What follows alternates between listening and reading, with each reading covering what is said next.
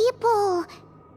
Judging by their clothes... That could mean they have some clues about the moon goddess's name, right?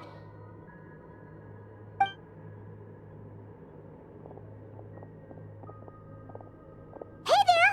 Could you tell us what the moon goddess's name is?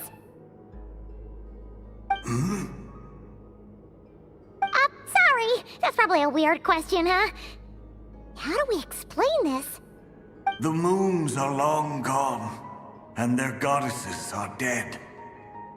Their names no longer mean anything. When a new moon goddess is born, we will surely know her name. We have used every last resource at our disposal. All that remains is to wait, patiently and quietly.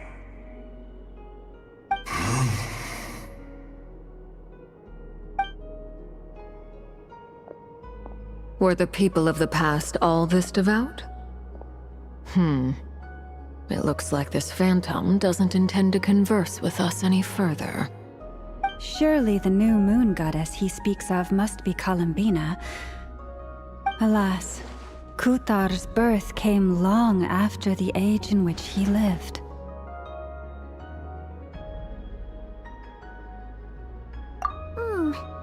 But, maybe if we find a phantom from a more recent age, they might know Columbina's real name.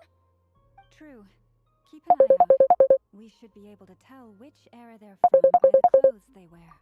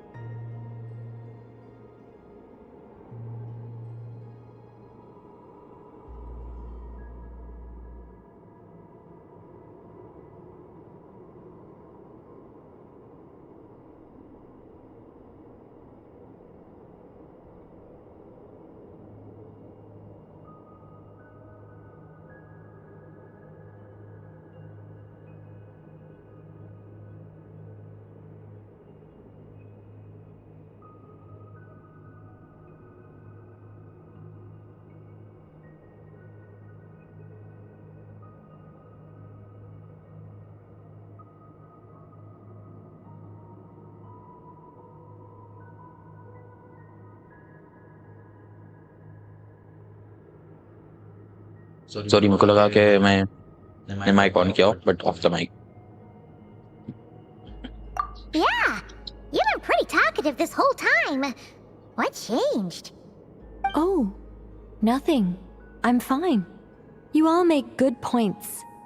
When the Hyperboreans speak of moon goddesses, they mean the three from truly ancient times. I can't imagine they would know anything about our current moon goddess. There once was a time when the moon goddesses blessed them greatly and protected them from harm.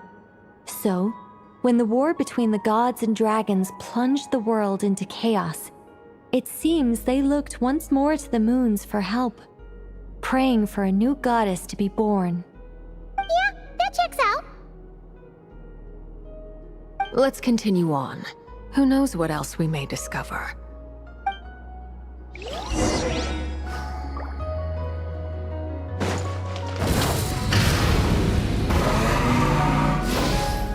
There's a door blocking this path. Not a problem. Try this.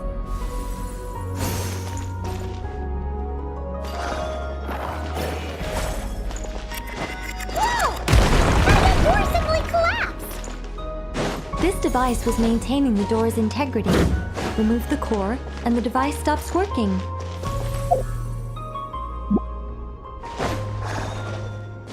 Is this our destination? Yep. Impressive. More precisely, this is a device that will help us reach our destination. Let's go. We still have a long distance to cover.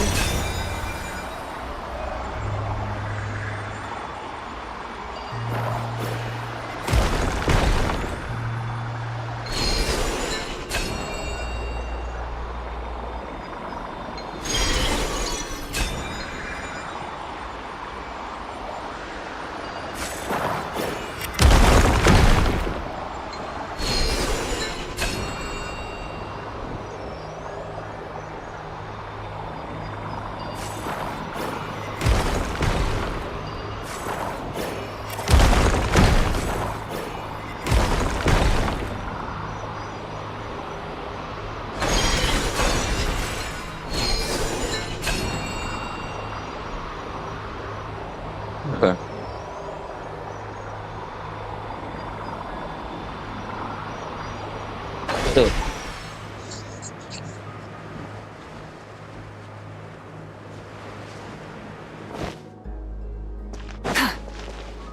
The way ahead is blocked by broken rocks!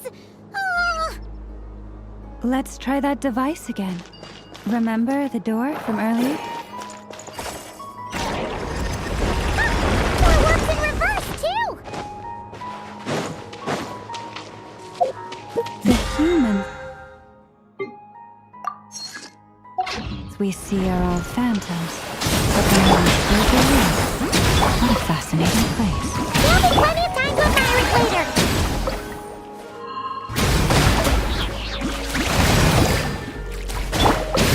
Fulfill our pact!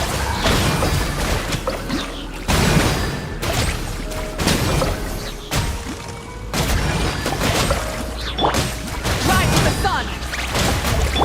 Get to work!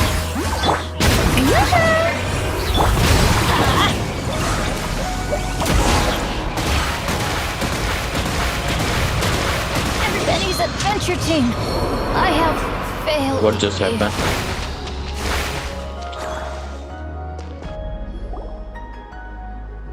Ooh, there's a whole bunch of artwork in here. Seems pretty old. Nicole, this is probably your area of expertise. What do all these paintings mean? Let me see.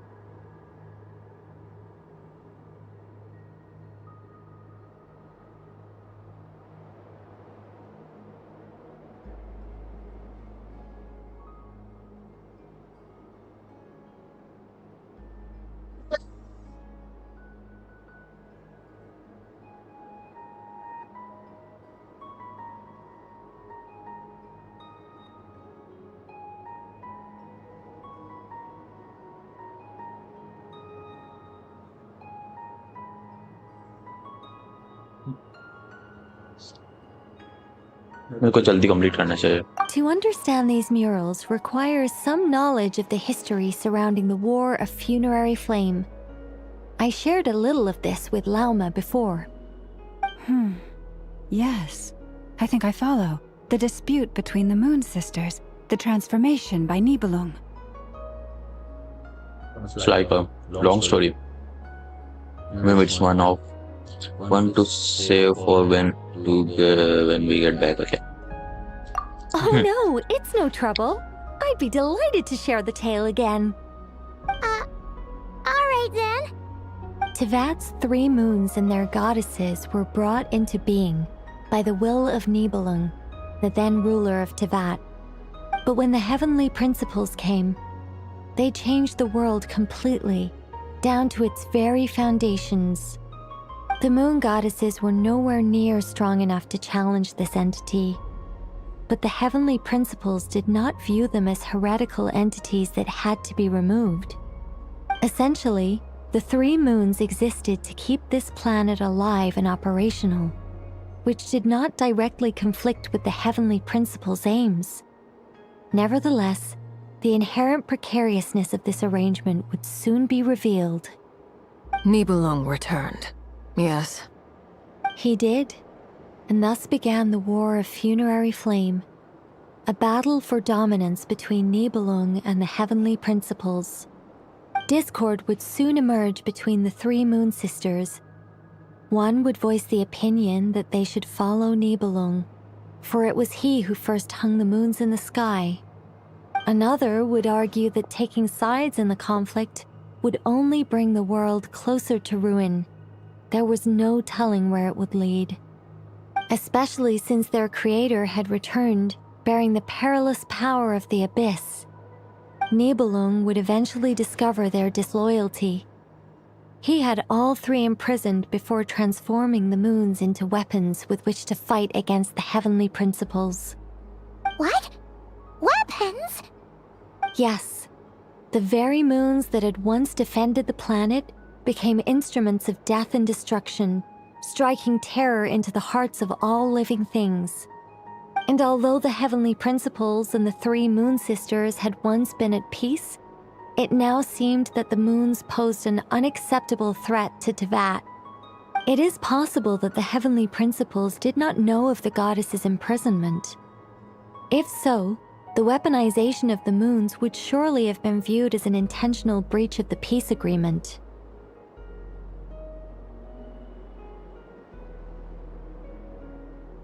What happened then?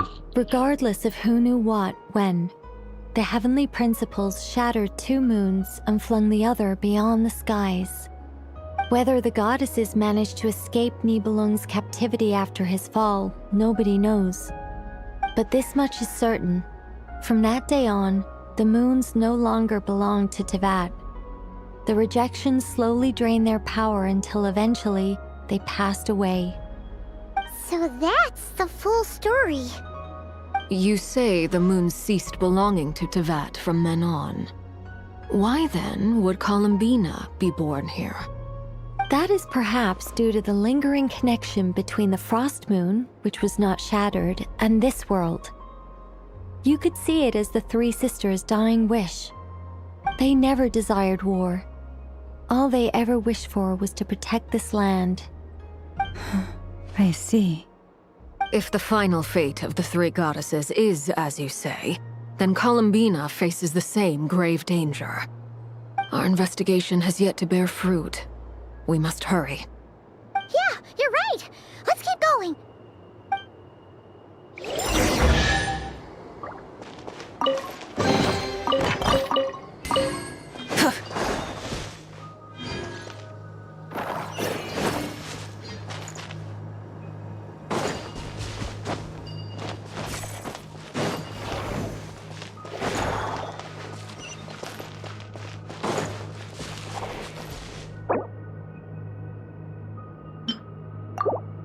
Should be one haven't.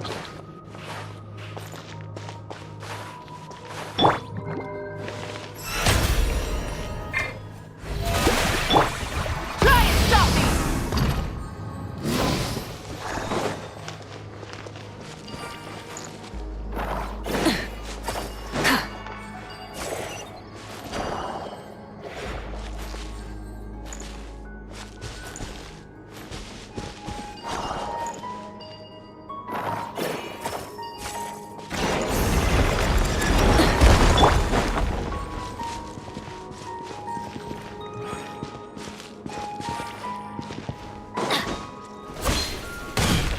Adventure time!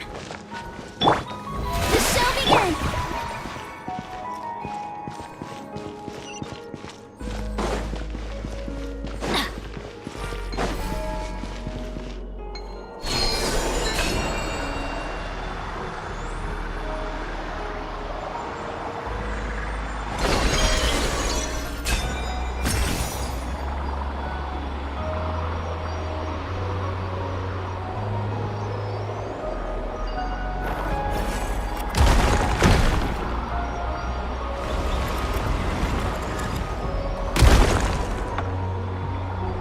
Health.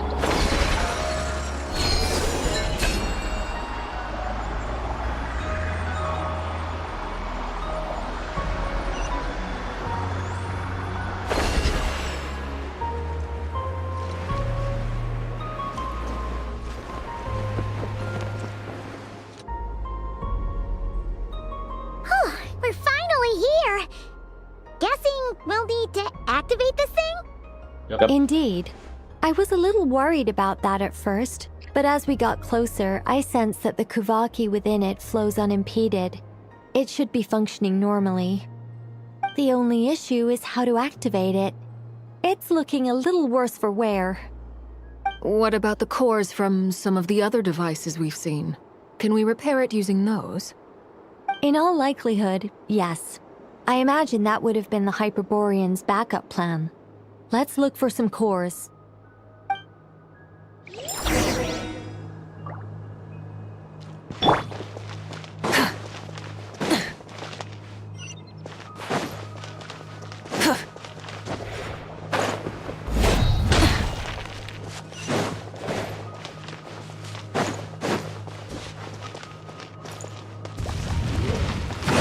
Light it up! Show no mercy!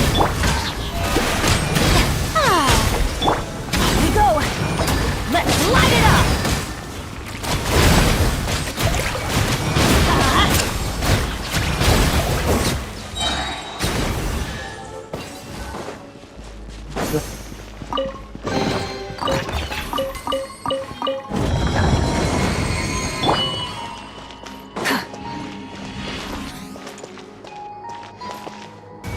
Can I take it a bit or not?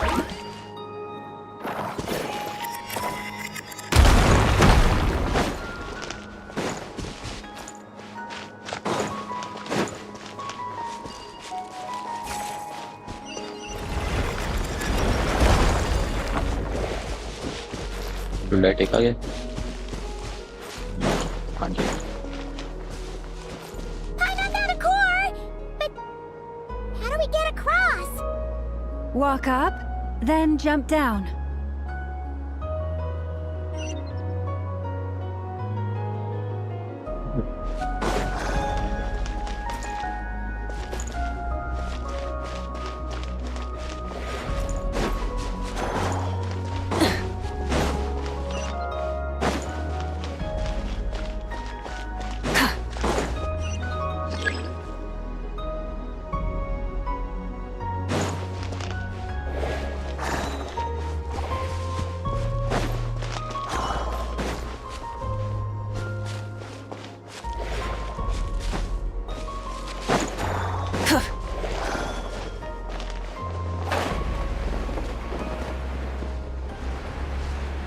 Lilina kemudian gue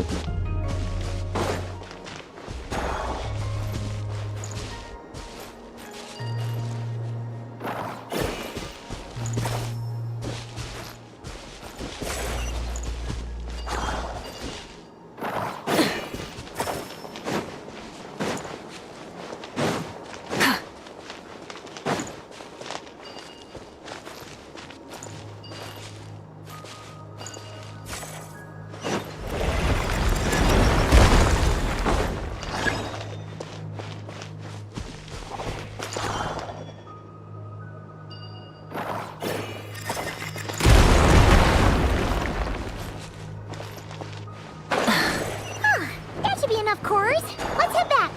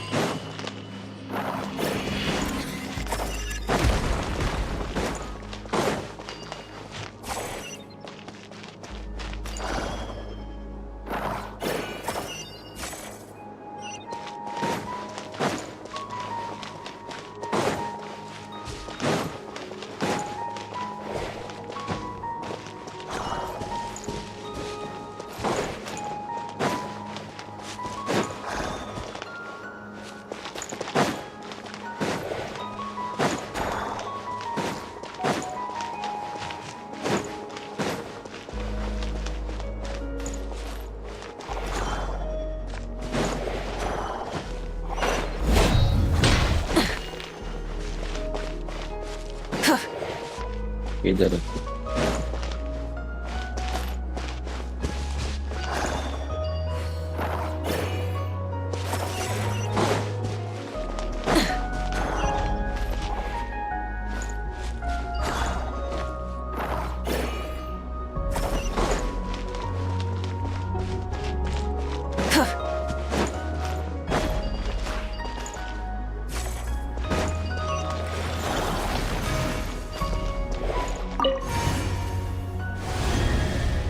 The device is up and running. It's hard to believe that the ancients were capable of constructing such things. Paimon sees our destination! It's right up ahead! Yes, let's go.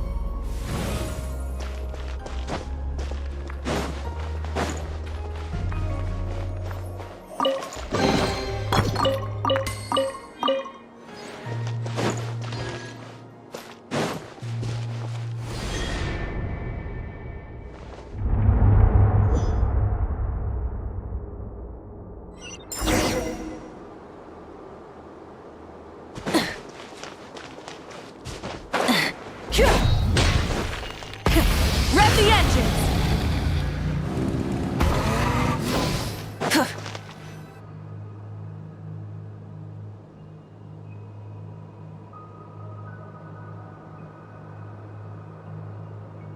This is where the people of Hyperborea communicated with the moons.